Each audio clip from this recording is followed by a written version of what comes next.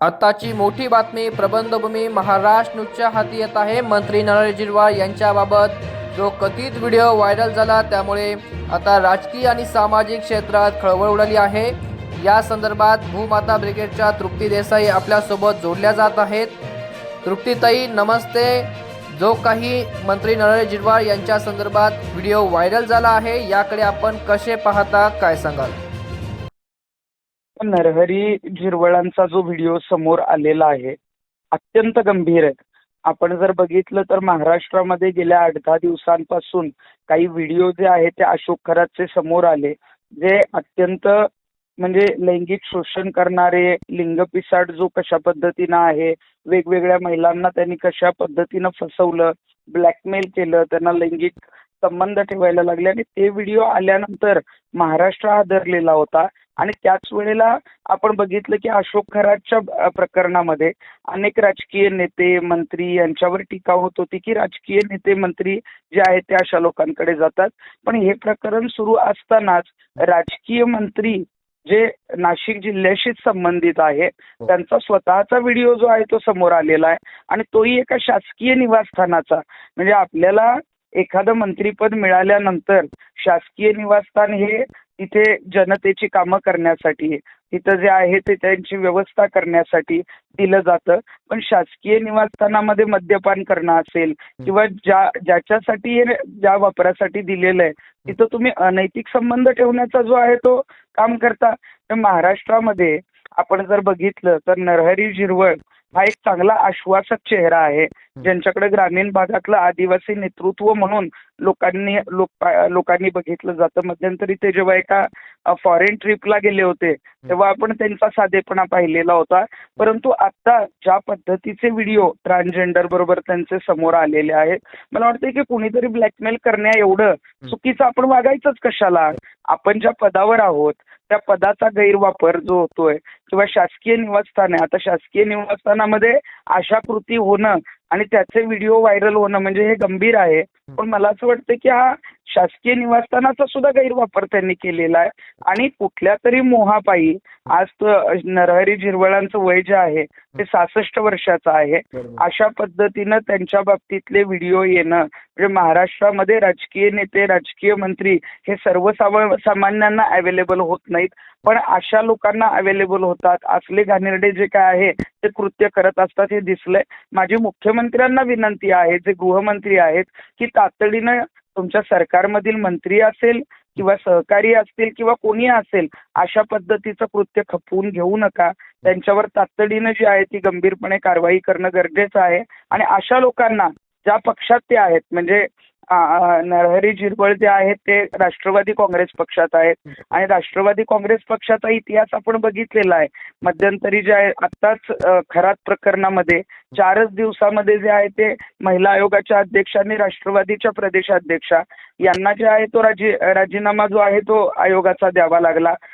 धनंजय मुंडेंचं प्रकरण जेव्हा बाहेर आलं संतोष देशमुखांचं, तेव्हा धनंजय मुंडेंना सुद्धा राष्ट्रवादीच्या मंत्रिपदाचा राजीनामा द्यावा लागला. नाशिकमध्येच आपण बघितलं असेल की माणिकराव कोकाटेंना राजीनामा द्यावा लागला. आणि आता प्रकरण येते झिरवळांचं. नेमकं राज्यातल्या मंत्र्यांना झालंय काय, राष्ट्रवादीच्या नेत्यांना झालंय काय, आणि मग आता राज्यातल्या महिला ज्या आहेत त्या असुरक्षित आहेत का राजकीय नेत्यांकडून आणि मंत्र्यांकडून. आणि हे जर लोक एवढे विकृत असतील तर अशी लोक आता यापुढे राजकारणात सुद्धा मोठ्या ज्या पदांवर आहेत त्या अशांना ठेवलं नाही पाहिजे. बरोबर, नक्कीच ताई. पण या प्रकरणामध्ये तृतीयपंथी व्यक्तीचा उल्लेख होतोय. या प्रकरणात समाजात या प्रकरणी काय परिणाम होऊ शकतो असं वाटतं आपल्याला? बघा, तृतीयपंथी व्यक्तीचा उल्लेखही होतोय. आता ते व्हिडिओ फोटो समोर आलेले आहेत. माझं म्हणणं आहे की महिलेबरोबरचं लैंगिक शोषण असेल किंवा तृतीयपंथींबरोबर तुम्ही अनैतिक संबंध ठेवले असतील, पण आज तुम्ही एका जबाबदार पदावर आहात. तुम्हाला लाखो लोक जे आहेत ते फॉलो करतात. तुम्ही कशा पद्धतीनं वागता, तुमच्याकडे कामं घेऊन येतात, तुम्हाला आदराने नमस्कार करतात आणि तुम्ही या तृतीयपंथीयांबरोबर ज्या पद्धतीनं काही कृत्य केलेलं आहे. म्हणजे मला आज सकाळी जेव्हा नाशिकमधून फोन आला तेव्हा मला अशी बातमी समजली की यांच्याकडे झिरवळांकडे जे खातं आहे ते औषध प्रशासन, अन्न प्रशासनाचं खातं आहे आणि रायपूर सिंडिकेट म्हणजे त्यांनी कदाचित हा व्हिडिओ व्हायरल केला असेल, कारण त्यांच्या गुटख्याच्या ज्या गाड्या आहेत त्या वारंवार पकडल्या जायच्या. त्याच्यामध्ये त्यांनी जे आहे ते काही पैसे वगैरेही दिलेले होते, परंतु तरी सुद्धा त्या पकडल्या जायच्या आणि म्हणून संबंधित मंत्र्यांचा व्हिडिओ जो आहे तो त्यांना जो आहे तो त्रास देण्यासाठी व्हायरल केला. पण ती जरी अशा काही बातमी सूत्रांची असली किंवा ती खरी किंवा खोटी जरी असली तरी तुम्ही अशी अश्लीलता अशी कृत्य करतात कशाला की असे व्हिडिओ बाहेर येतात. आपण जबाबदार पदावर असल्यावर आपण जबाबदारीनं राहणं गरजेचं आहे, जबाबदार असणं गरजेचं आहे.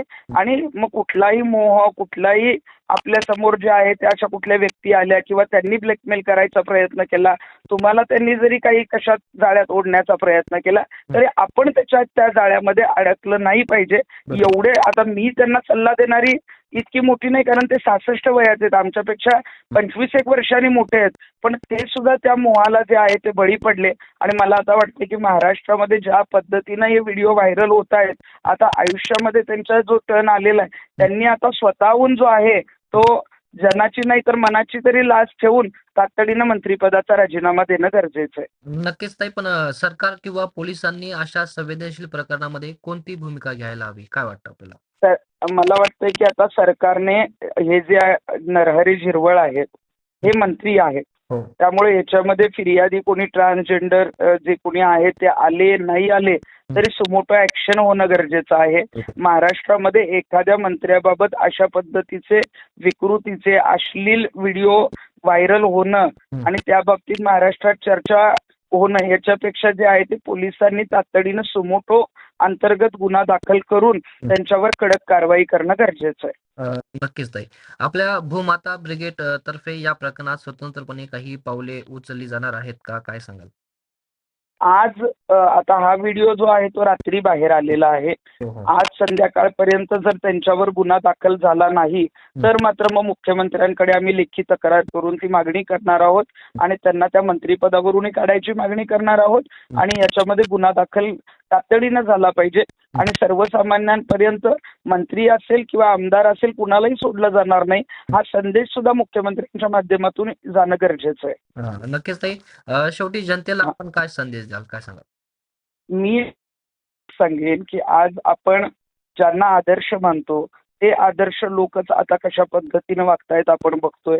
आज अशोक खराच्या बाबतीत सुद्धा देवावर श्रद्धा ठेवायला काहीच हरकत नाही, परंतु अंधश्रद्धेच्या आहारी अनेक लोक गेले.